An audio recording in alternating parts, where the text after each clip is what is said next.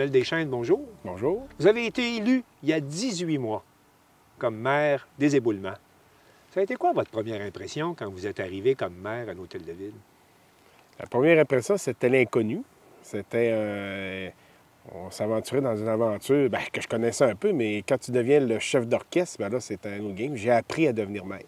Je ne vous cacherai pas que la première journée, là, le lundi matin, là, j'ai eu le cafard un peu. Ça n'a pas duré longtemps, mais j'ai eu le cafard un peu parce que c'est comme l'inconnu. Il faut que tu apprennes à piloter ce gros bateau-là. Puis j'ai pris une journée à la fois. Vous souvenez-vous des premiers gestes que vous avez posés? Le premier geste que j'ai posé, ça a été ma signature officielle au niveau, au niveau de la sermentation. Après ça, ça a été une rencontre avec la direction pour savoir où on était rendu dans les dossiers parce que j'avais promis que je continuerais les dossiers en cours. Oui. Puis c'est ça que j'ai fait. On a continué les dossiers en cours en lien avec le conseil. Parce que j'ai eu ma première rencontre avec le conseil municipal pour vraiment dire que je continuais ce qui était en cours, je ne changeais pas, c'est rien, parce qu'il y avait des budgets qui avaient été votés, puis ils s'étaient engagés dans des engagements. Fait qu'on a tout continué ça. Puis avec le recul, j'ai réussi à ramener l'harmonie au niveau du conseil municipal. Ça a été extrêmement fluide. Je suis chanceux. Mon arrivée à coordonner avec une nouvelle direction, qui est arrivée 3 mois après moi, avec Jean-Sébastien. Fait qu'on a comme redonné un souffle nouveau à la municipalité. Qu'est-ce que vous avez trouvé le plus dur? Le plus dur, c'est la lenteur avec qu'on avance ces dossiers. C'est des dossiers, quand on parle avec le ministère, c'est des papiers, c'est des demandes de ça, là, subventions. c'était dur, puis ça demeure difficile. Ça demeure difficile parce que des fois, on voudrait aller à la vitesse que les gens veulent qu'on y aille. Mais des fois, c'est pas toujours possible. C'est ça que je trouve le plus dur. Des fois, les gens nous posent des questions aux assemblées. Des fois, ça peut prendre 2, 3, des fois 4 mois avant d'avoir les réponses. Puis ça, c'est le plus dur, mais en même temps, ça fait partie de la game. Puis qu'est-ce qui est le plus réjouissant ou qu'est-ce qui apporte le plus de satisfaction? La période la plus satisfaisante que j'ai, c'est la période des questions à toutes les assemblées municipales. OK. Parce que moi, les gens qui ne me connaissent pas, je suis un paramédic. Puis les paramédics, c'est toujours l'inconnu. Puis la période de questions, c'est toujours l'inconnu. Fait que c'est un adrénaline que j'aime. Parce que faire une assemblée publique, on s'entend entre vous et moi là, que c'est pas passionnant. Là. Un maire qui lit des grands textes pour faire approuver des résolutions qui sont 95 en lien avec ce que le ministère nous demande. Bien, quand on arrive à la période des questions, bien là, la période des questions, c'est ce que les gens ont besoin d'entendre pour leur doléance eux autres. C'est pour le projet, le problème. Puis ça, la période des questions, je laisse du temps, je laisse toute la latitude possible aux gens pour poser les questions, quand même que ça durera 40-45 minutes. C'est la période la plus importante au niveau de l'Assemblée. Est-ce qu'il y a beaucoup de monde aux Éboulements qui viennent aux assemblées de la municipalité? Je suis extrêmement content. C'est entre 30 et 40 personnes à toutes les assemblées. Puis ça, c'est un succès parce que je m'étais donné le goût, je m'étais donné l'objectif de redonner goût aux gens à la politique municipale. Parce que la politique municipale, ça reste qu'on est un gouvernement. Oui, on est un petit gouvernement, mais je veux dire, ça reste que je suis le maire. On a de l'argent qu'on va chercher via les taxes puis qu'on redistribue au niveau de la municipalité puis au niveau de projet. Fait qu'on est un gouvernement de proximité. Oui, c'est un appareil municipal qui est chapeauté par le gouvernement provincial, mais ça reste qu'on est un gouvernement. C'était quoi les priorités et c'est quoi les priorités? Parce que là, vous avez décidé de vous représenter. Vous avez été élu par acclamation. Félicitations. Oui, merci. Il faut le dire. Est-ce que ça vous dispense d'avoir un programme, ça? Non, pas tout. Vous êtes élu par acclamation? Non. Je me suis assis avec la direction, puis on s'est fait un calendrier osé. C'est un calendrier qui s'échelonne sur 10-12 ans. Il faut commencer par le commencement. Êtes-vous prêt pour 10-12 ans? Le calendrier que j'ai pondu est pour 10-12 ans. Je ne sais pas si c'est moi qui vais l'amener à bon port pour les 10-12 prochaines années, mais je le souhaite ardemment parce que je vais travailler fort pour le rendre jusqu'au bout. Pourquoi vous avez décidé de vous représenter? Parce qu'au départ, vous disiez, on va aller voir ce que c'est, puis on se reparlera dans 18 mois. Vous avez décidé de vous représenter. Qu'est-ce qui a motivé votre décision? La décision, c'est de continuer. Dans le fond, j'ai continué l'ancien mandat, je l'ai terminé. Mais là, je voulais vraiment faire un mandat, là, tu sais, le mandat de Deschênes, tu sais, avec mes orientations, mes objectifs, avec un nouveau conseil. Vraiment, je crois personnellement que les éboulements, on est une plaque tournante. On arrive à la croisée des chemins. On est rendu à investir de l'argent. On est rendu à transformer les éboulements pour les 50-60 prochaines années.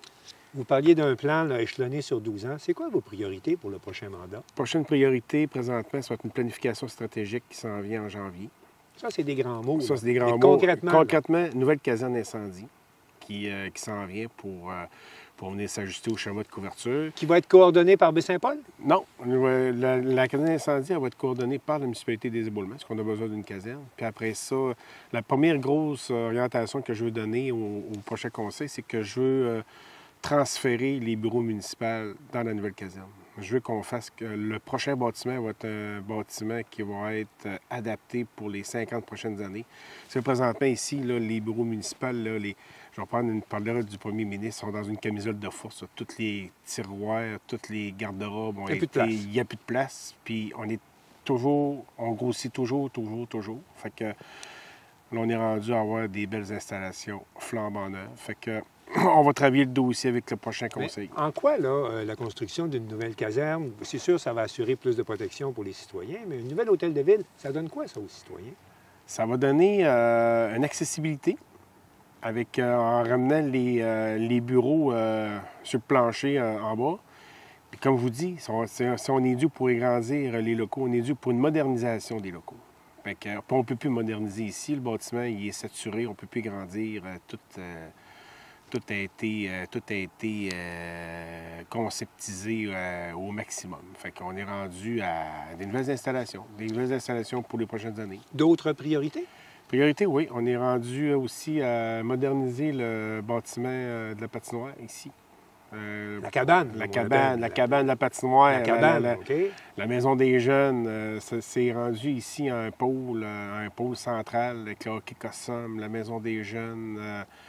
signature qui s'en vient, signature de la MRC là, qui va avoir le programme-là. Fait que puis la municipalité... La signature Cœur villageois. Cœur villageois qui va partir justement de la maison de la patinoire à venir jusqu'ici. Puis après ça, le communautaire est plus fort aux éboulements qu'avant. Les gens ont besoin d'espace pour se réunir puis pour en venir à donner un nouveau souffle aux gens. On voudrait inclure une cuisine communautaire, on voudrait inclure des nouveaux locaux, on veut inclure un agrandissement pour les joueurs de hockey, pour le hockey Cossum. On veut vraiment dynamiser ce coin-là, là, vraiment là, pour le mettre ça à la map. C'est un bâtiment qui a évolué, qui s'est mis au début des années 2000. Oui. On est 25 ans plus tard. On est dû pour le moderniser pour les 25-30 prochaines années. On en parle souvent quand on va à l'île aux Côtes, mais il ne faut pas oublier aussi que le traversier arrive à Saint-Jo ici. Saint-Joseph-de-la-Rive. C'est quoi votre position par rapport à ça? La fameuse étude d'opportunité dont on a entendu parler, mais que jamais personne n'a jamais vu. C'est quoi votre position par rapport à ça? L'étude d'opportunité, vous n'entendrez pas parler puisqu'il n'y en a jamais eu. Fait que c'est ça qu'on a dans les carcasses. Vous pensez que c'est un ballon là, qui a été lancé par le gouvernement, ça? C'est un ballon qui a été lancé et qui n'a pas été attrapé. Fait qu'il a rebondi, on ne sait pas où. Ce qui s'en vient pour les quais, on ne sait pas. Les quais, c'est un dossier que moi, comme maire, qu'il soit à Saint-Joseph-de-la-Rive ou au Cap-au-Diable, ça ne fait ni chou ni frette. Parce que si ça en va au Cap-au-Diable, bien, on va redynamiser Saint-Joseph-de-la-Rive autrement. Puis s'il reste à Saint-Joseph-de-la-Rive, bien, on va le dynamiser avec les quais. Puis de toute manière, les quais, c'est pas avec 15-20 ans. Fait que il y a encore bien... Le fleuve a encore beaucoup d'eau à couler avec les quais soient réglés. On était supposé d'entendre parler au mois d'octobre. On n'a rien entendu parler. Puis pour le printemps prochain, puis le dossier est mort. Puis là, les élections s'en viennent au provincial. Les élections s'en viennent. Fait, le quai Pensez-vous que ça va être un enjeu aux prochaines élections? Non, ça ne sera pas un enjeu parce que les quais, c'est avec les 52 millions qu'ils ont mis l'an dernier pour... Ouais. Une réflexion. On dit pour boucher les trous. Oui, pour boucher les trous. On va le dire pour comme boucher on pense, pas mal là. plus les trous. C'est pour colmater un peu les fuites là, pour que le quai ne coule pas là, puis que ça reste de même. Fait que selon moi, là, Avant 2040, 2045, là, les quais vont rester là.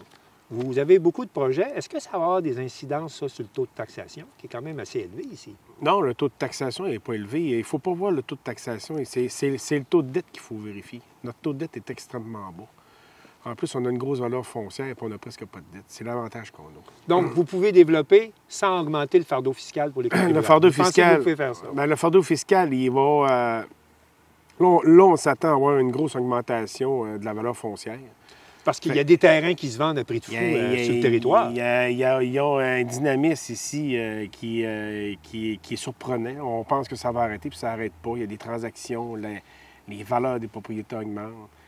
Il y a des cultivateurs qui se retrouvent avec des hausses épouvantables parce que les terrains à proximité se sont vendus à des prix très élevés quand même. Là. C'est un beau puis un moins beau visage aussi. Ça implique les deux côtés de la médaille. Parce que vous avez eu des représentations là-dessus. Là. On a eu des représentations là-dessus. Puis ce que je veux dire, c'est qu'il n'est pas question d'augmenter le fardeau fiscal extrême, mais les projets ne sont pas coûts nuls non plus. Fait qu'on va attendre les subventions, on va toujours mettre de l'argent des taxes, mais en même temps, on a une bonne santé financière. Là, on a un taux de dette de 1,09 à peu près. Là. Fait que 1,09 à comparer, disons, d'autres municipalités qui sont à 3,25, 3,50 puis 4, fait en sorte qu'on a une excellente santé financière. C'est juste que on était habitué à un petit coup d'inflation à 2 augmenté, mais là, tu sais, pas de projet. Si on ne fait pas de projet, on n'augmente pas les taxes. Mais si on fait des projets, on va toujours augmenter les taxes. Mais en même temps, la valeur va venir éponger ça. Fait que, oui, il va y avoir une incidence, mais on n'impliquera pas une incidence maximum. On va y aller graduel au fil des projets. Mais vous ne vous engagez pas à geler les comptes de taxes. C'est impossible de geler les comptes de taxes. Ceux qui promettent ça, ils promettent rien. Là. Je veux dire, c'est impossible de geler les comptes de taxes parce que c'est toujours en développement. Il y a toujours des affaires. Geler un compte de taxes... Je ne peux pas en faire la promesse, c'est impossible. Bien, tu peux pas geler les comptes de taxes avec une caserne, des garderies communautaires, signature, la maison des jeunes, etc., etc., le calme manoir, espace arrive, espace arrive. Tu ne peux pas faire des projets puis développer des projets sans qu'il y ait une incidence. C'est impossible. Sinon, si on ne veut pas augmenter les taxes, on ne fait rien, puis on se met une camionnette de force, puis on s'étouffe. Là. Mais c'est pas le but. Là. Le but, c'est vraiment de mettre les éboulements pour les 30 prochaines années. Puis pour les 30 prochaines années, ça va prendre une meilleure couverture cellulaire sur votre territoire. Ça, vous l'avez déjà présenté comme les 12 travaux qui sont interminables. Là. On est rendu où dans ce dossier-là? Puis vous pouvez vous engager à quoi sur le prochain mandat? Ce que je sais, c'est que je vais t'engager à C'est un problème ici. Oui, là, c'est un problème ici, partout, mais ici, oui, c'est un problème, si on parle pour ici. C'est... les représentations qu'on a faites, on en sait un peu plus. Ce qu'on sait, c'est que la technologie va trop vite pour l'infrastructure. Puis ils ne sont pas capables de prévoir les prochaines technologies. Fait qu'on est toujours 2 ou 3 technologies en retard. Ça marchait bien. Le schéma de couverture des lanternes ici était fait sur la technologie LTE. Oui. Puis là, on est rendu en technologie 5G, puis c'est en train de transférer en 5G+. Fait que ça ne suit pas. Parce que... Là, êtes-vous en train de me dire que le problème va perdurer? Le problème va perdurer tant aussi longtemps que le gouvernement ne mettra pas d'argent, parce que je ne peux pas aller mettre des antennes à 1,5 million ici sur le territoire. C'est impossible. Là. Je veux dire, c'est pas notre mandat à nous. Qu'est-ce que ça a donné vos pressions jusqu'à maintenant? Les pressions, on n'a pas fait de pression. On a parlé à des gens pour comprendre la mécanique du dossier. Okay. La mécanique du dossier, ça vient du provincial, du gouvernement provincial. Il faut qu'ils mettent... il manque environ 500 antennes au Québec à 1,5 million. Ça fait qu'on parle d'1 milliard environ. Puis ils en ont mis 70 millions cette année.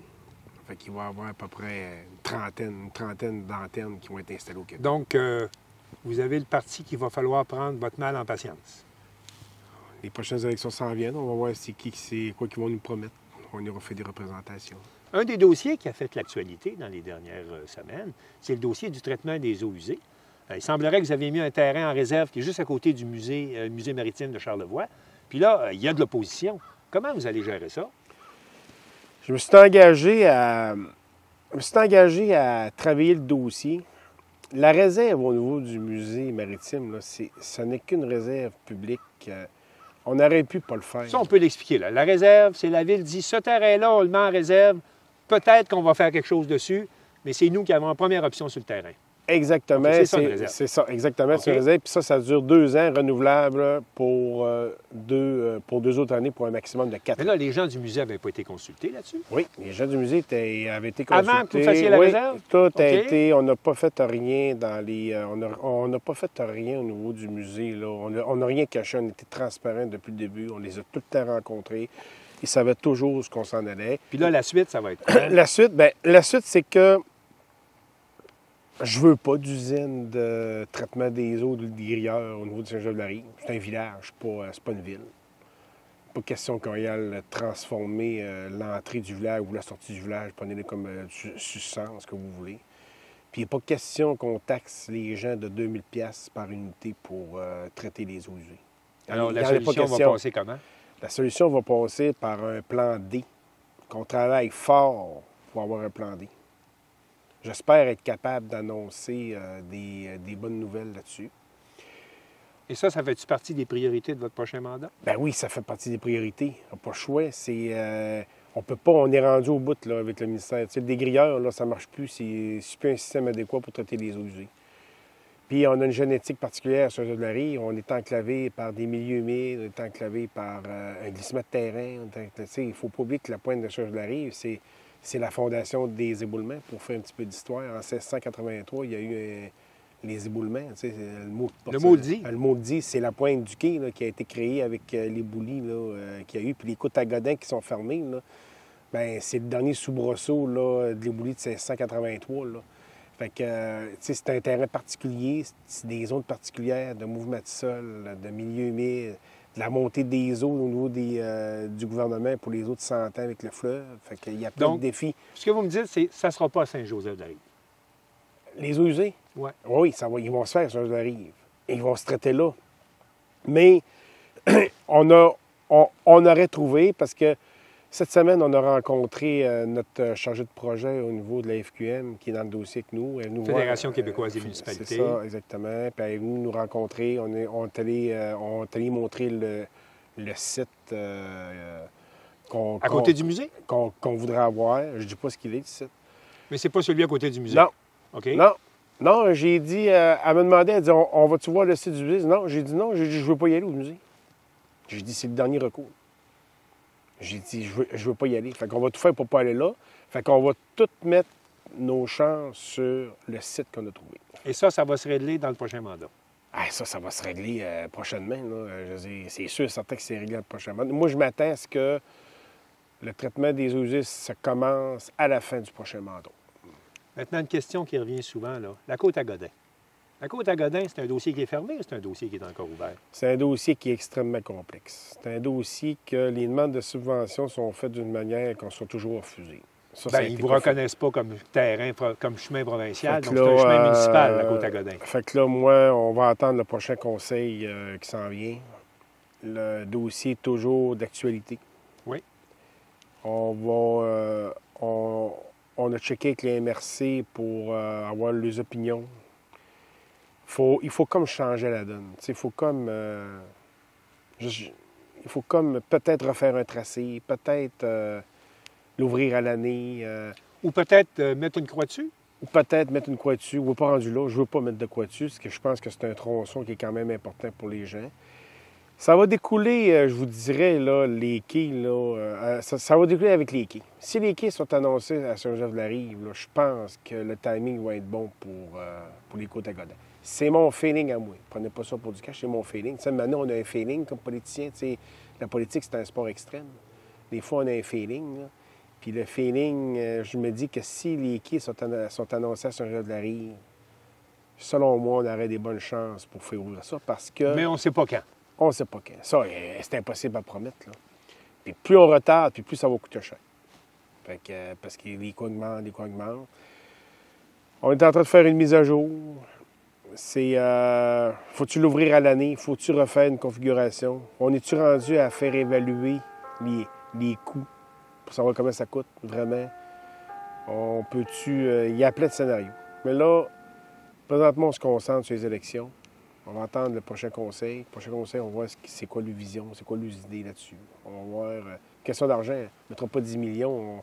On ne mettra pas 10 millions là, en taxes municipales pour faire des coups à godin. C'est impensable. Ça coûterait. Le taux de taxe, il mangerait une volée. Là. Mais on va essayer on va essayer de patauger ça, de travailler ça autrement.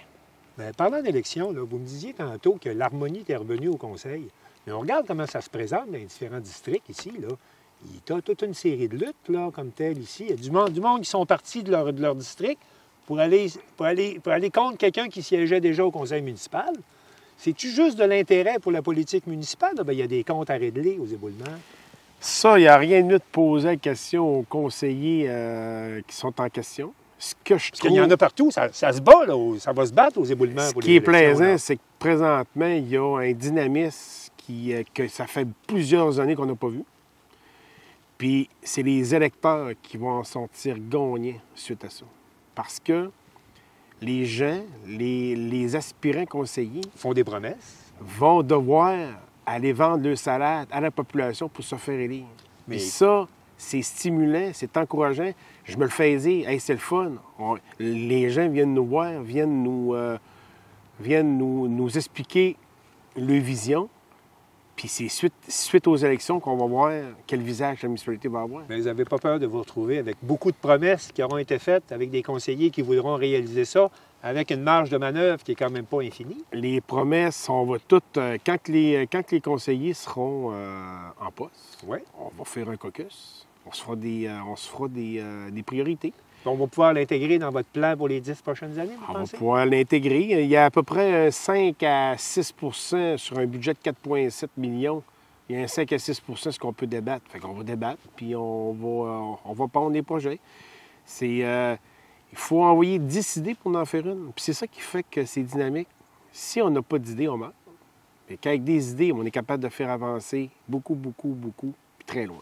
Et c'est quoi, si on avait identifié une priorité pour votre prochain mandat, parce que là, vous êtes là pour 4 ans, ce serait quoi la priorité des priorités? La priorité des priorités, ça va être... c'est le service incendie qu'il faut stabiliser. Ça a été enclenché dans le dernier mandat avec la fusion... pas la fusion, mais avec la collaboration avec tous les services incendies. Présentement, ça vit des turbulences. Mais la priorité des priorités, il faut vraiment stabiliser ce service incendie, ce qui est toute part de là. Parce qu'un coup que ça va être stabilisé, tout va se suivre un après l'autre. Mais la priorité des priorités, présentement, c'est la caserne d'incendie, avec les bureaux municipaux, les nouveaux bureaux municipaux. Fait qu'on va attendre le prochain conseil, on va discuter de ça avec les prochains conseillers, ce qu'ils pensent de ça. Parce que là, c'est le maire là, qui a des règles. Ça se peut que les conseillers disent que c'est pas ça. Bien, vous allez travailler sur le consensus. Là. On va travailler sur le consensus. C'est ma job de maire. C'est ma job de travailler sur le consensus. C'est ma job d'orienter. Puis en même temps, d'écouter les conseillers, puis de faire avancer le dossier. Parce que c'est pas juste le maire qui avance les dossiers, c'est tout le monde qui avance les dossiers. Mais il y a un chef au bout, puis l'orienteur, bien, c'est moi. Sur ce, je vous souhaite un bon mandat. Merci beaucoup. Merci à vous.